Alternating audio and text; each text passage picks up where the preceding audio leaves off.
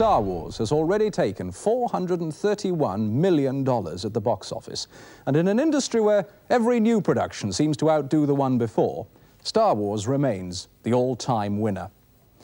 What may surprise you more is that Star Wars was made in Britain.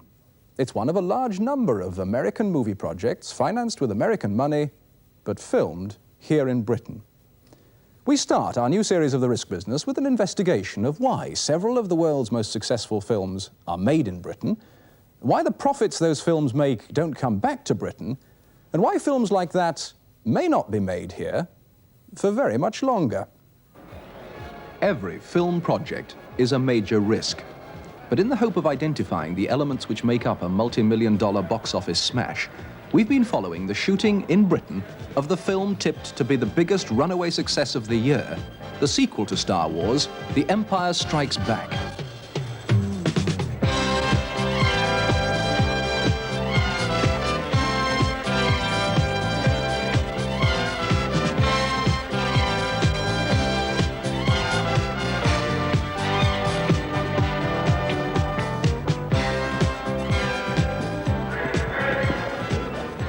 In the studios at Elstree, just north of London, we've been watching Chewbacca, Princess Leia, Han Solo and the others, making the film whose launch the cinema world is now awaiting at fever pitch. And we've been learning what differences there are when you shoot a major film with a British rather than a Hollywood technician. Han Solo. He drinks more tea. C-3PO? Well, you get marvelous results here, and it's surprising that more isn't done here. Luke Skywalker. It's almost the same, except with British accents. Action! But whatever the stars, Harrison Ford, Anthony Daniels and Mark Hamill think, the men who turn their adventures into film are in no doubt that making a big-budget movie on a British film stage with a British crew can make very good sense. Their producer, Gary Kurtz. Oh, I'm very happy. They are as well trained as anyone in the world, and the crew that we selected for Star Wars and that we have working on Empire couldn't be better, I don't think. And their director, Irvin Kershner. The technicians I'm working with now are extraordinary. They're willing, they're able, and they're highly motivated. They, I think, like the picture they're working on, and I find it very easy to communicate. Fortunately, they speak English, or what passes for English in my country, and it's been a good experience. The arrival of the Americans at Elstree has meant much more than simply jobs for people who make films. This is Han Solo's spaceship, the Millennium Falcon. Surprisingly, perhaps, they managed to make Star Wars with just small sections of this craft. But for the sequel, they've built the complete thing.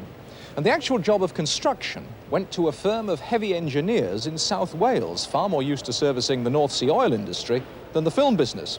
It was a contract worth £70,000. And on top of work for British industry, big-time movie-making has given Elstree a new giant sound stage. Built by the Star Wars team, this new £600,000 facility is now a British asset, with Darth Vader and the rest having first call on using it. The producer of Star Wars is Gary Kurtz. From start to completion, he's the one who carries the can. I think that's right, yes. I mean, it's our responsibility to do the best job we possibly can and present it to the audience. If the audience accepts it, or enough of a segment of the audience accepts it, well, then we've done a good job. If they don't, well, we haven't. And that's really the bottom line. A producer with a story needs a director, a man who will turn that story into film. Now, he is likely to be offered a fee plus a percentage of any profits. Director for The Empire is Irvin Kershner. That share of the action is a strong incentive to stay within budget. I think you must be aware of the economics of the business. Being sloppy can cost $1 million. Not doing your homework can cost $1 million. Being wasteful can cost $2 or $3 million. One guarantee of at least some interest at the box office is the inclusion in our package of a star or two. Untypically, the original Star Wars succeeded with a largely unknown cast, like Anthony Daniels, who plays C-3PO. But this time round, he too is on a percentage of the profits. It's a film like this that can subsidize work in rep, for instance, for me. Although, were I to go to the RSC and say, you know, I've just been playing C-3PO in Star Wars, I don't think they'd be terribly impressed. You see, a lot of people didn't realize there was anybody inside 3PO. And when they did, they didn't realize it was an actor. And when they realized it was an actor, they didn't always realize it was me. So, and that's one of the magic things, that the human beings talk to 3PO as though he's quite human. They certainly do. Tony Daniels, thank you very much. Tony Daniels as 3PO. He was one of the characters that was wonderfully funny in the screenplay, but I never sort of imagined him as sort of a fuss-budget English valet. The sort of the Hudson of the droid world.